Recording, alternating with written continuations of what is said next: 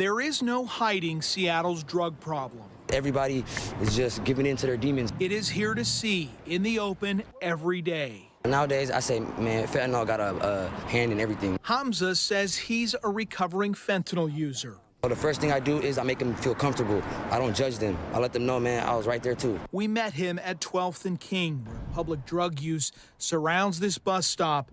The tragedy of the fentanyl crisis on full display. Now everyone's making it okay because more and more people do it. There's kids, and they're getting younger and younger by the year. So now it's like, all right, if he's doing it right there in the open, I'll do it in the open. And then boom, boom, it's like a domino effect. What you see on the streets of Seattle is backed up by the data. Seattle EMS crews responded to 680 opioid overdose calls between January and April just in the downtown core. Countywide, there were 2,600 overdose calls through March, outpacing 2022's record-setting year. And look at this, fentanyl deaths in King County spiked to 712 in 2022, but this year is already on pace to be even worse. Just in the last 30 days, we've seen multiple people overdosing in the streets of Seattle while covering the fentanyl crisis. This day, the user was revived with Narcan after being found unresponsive and not breathing. But this user in an alley behind 2nd and Pike could not be saved. I think there should be fentanyl treatment close to here. And while solutions of both treatment and enforcement are on the table, The only reason why they're like this is because there's no policing. one thing is clear. Fentanyl has a firm grip on its users and this city where it continues to take lives every day. Was it common to lose friends to this drug? Yeah, man, I lost really good people to it.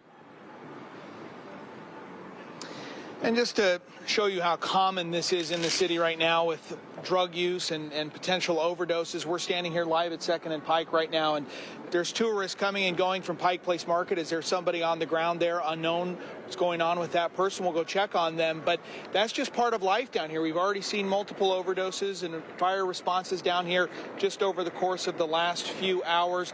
The CDC says one of the problems is that this drug, fentanyl, is being laced into other drugs and people may not even know that they're taking it. So they warn any sort of drug use could potentially be fatal. Reporting live in Seattle, Jeremy Harris, KOMO News. Jeremy, thank you. And now we're pleased to welcome Seattle Police Chief Adrian Diaz to the KOMO studios to discuss the fentanyl crisis. And Chief, previously you told us that your officers had basically collected enough fentanyl in the first 3 months of the year to kill the entire population of the city. In your estimation, in your experience, is this the worst drug crisis the city has ever faced? It's the worst crisis that I've seen in my career, so 26 years. And we've, seen a spike in heroin and methamphetamine at times, but nothing like what we've seen in fentanyl. And just in the last 2 weeks, we've recovered close to what would be equivalency of about 250,000 pills just in the last 2 weeks. Chief, Mayor Harrell announced his fentanyl plan here about a month ago. A lot of it is to do with distribution, getting rid of the, breaking up the distribution of that terrible drug that's going out into our community. Do you have the staffing to back up that plan? And how do you enforce laws that are seemingly disregarded on every corner, every day, all the time? How do you even start to get a grip on those laws? So what we've really focused on those that are preying on our community. And so just in the last 2 weeks, we've covered close to about 250,000 pills. And we focused our efforts in and around that downtown core in 12th and Jackson, and also up on the Aurora corridor as well. And those that are actually dealing, those are the big people that are bringing in a lot of the fentanyl. And so we might end up getting a user or a person that's delivering on the street, but then sometimes we're able to then acquire additional narcotics from their supplier. And so those are the things that we're really trying to make sure we focus on, is getting the bigger distributions that are coming in. If we're hitting $250,000 just in a couple weeks, we could just totally imagine that how much is actually coming into the city. But you have the staffing to do that right now. We're actually doing operations almost on a daily basis to try and make sure we make an impact on it. Chief, this cycle is vicious, from the dealers to the addicts and then everyone else who is caught up in the middle. Yeah. What is your message to small business owners that live in this city that have really felt the brunt of the crimes that are seemingly happening by addicts or criminals trying to feed an addiction? Mom and pop shop owners who are desperately trying to stay alive. We've seen the smash and grabs, extremely costly. Some have left. But there are many more who are still fighting and trying to stay here. What is your message to them? You know, we've actually seen a lot of people return to work, and so we're actually seeing the streets and roadways a lot fuller, and that actually helps us with crime prevention. It helps us actually get people to those mom and pop shops that are actually doing some of the businesses, because we're concerned about theft out of those small and pop businesses. Because if theft hits them, and over and over and over again, burglaries or windows being broken. I've listened to quite a bit from all of the business owners, and those are the things that we want to be able to have more population occupying the streets. And then we're going to do good enforcement when it comes to those that are really distributing out the drugs. But then we also have to make sure we've got good people that are doing outreach work, education, and diversion into services. And so it's a comprehensive plan. I mean, it just can't be just the police department operating. We're going to do our part to make sure that the cities are safe, or the streets are safe, but we need others to be at the table as well. Chief, these problems this city and this region are facing are so profound. You said it's worse than anything you've seen in your long career. Do we even have what it takes anymore to fix those kind of problems? Do we have the leadership? Are we tough enough? Are we smart enough to actually not just mitigate but solve these problems? Does Seattle have what it takes? I'm excited, actually. The mayor has actually put a lot of investment into addressing the homeless issue. There's a lot of fentanyl that comes in and around the homeless nexus. We've actually done a lot. It's actually reduced a lot of violence. We're actually down almost 19% in violent crime. A lot of that has been a reduction in the nexus around homeless encampments, shootings, and specifically a lot of that's being distributed. It's the narcotics that are being distributed around those homeless encampments. And so we are having this balanced level of making sure we get people services, but also doing enforcement. So I feel like we're moving and trending in the right direction, but we have a long road because it took us a long time to get here. And now we're finally doing that level of enforcement that we really need to do, giving us the authority, and also this new legislation that's coming out of the state is going to put millions of dollars into diversion as well.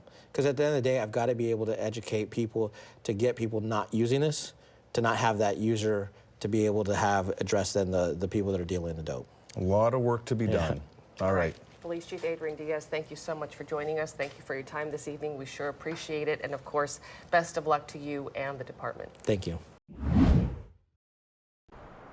There was a time when the Rose City smelled sweet. I feel like when I grew up, we had an independent spirit. We were kind of tougher than everybody else. A little bit hippie, a little bit hipster. Erica Hetfeld is a third-generation Portlander who had settled in with her family to the affluent neighborhood near Reed College. A dream home near the cherry blossoms and a tea shot from downtown. What changed? There are two types of people in Portland.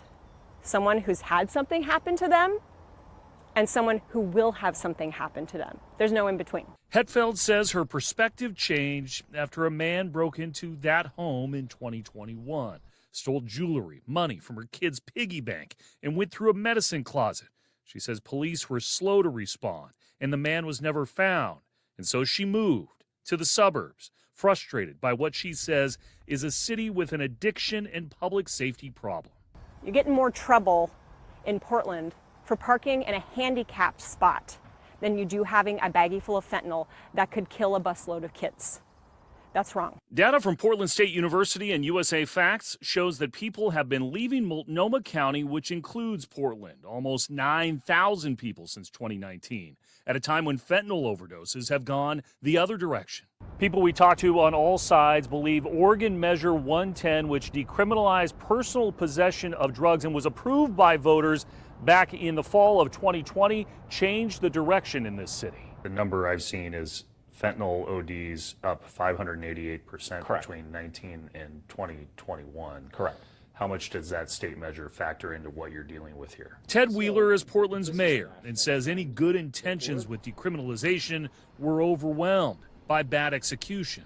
Part of it is because we don't have substance use disorder treatment to any great capacity in our state. Measure 110 was brought to the ballot by a group of Oregon residents with the hope that on one hand they would decriminalize small amounts of personal use of drugs, but in exchange, there would be substantial new resources going into treatment. How much did Measure 110 affect what you're dealing with here? You know, Measure 110 is a really great illustration of right problem, potentially not exactly the right solution, right? Sarah Holland is the director of supportive housing for the nonprofit Central City Concern. Not only the increased presence of fentanyl, but the strength of it. And works to stabilize the lives of some 13,000 Portlanders. She says the challenge has only grown in the past few years. We have an infrastructure problem that can't meet the need that existed before Measure 110, and certainly can't handle the number of individuals right now who need those services so desperately. If you're a drug addict on the streets of Portland and you get free food, free housing, free water, free needles, and have $2 fentanyl, why would you put yourself into treatment if you don't have to go? I want to understand that you're making the connection between the decriminalization of hard drugs and the break-in at your home. Absolutely. With everything you just said, what's the solution? In my mind, we have to repeal Measure 110 that legalized hard street drugs. The folks who passed that measure promised treatment instead of jail time for drug addicts. Until then, Hetfeld believes there will be more people like her heading further down the Oregon Trail as long as the crisis remains at the front door. Hi, everyone. I'm Preston Phillips from KOMO News. Thanks for checking out the KOMO YouTube channel. You can see more of our videos right here by clicking on the video links for more news from the Seattle area and Western Washington. Oh, and don't forget to click the subscribe button below so you don't miss our YouTube updates.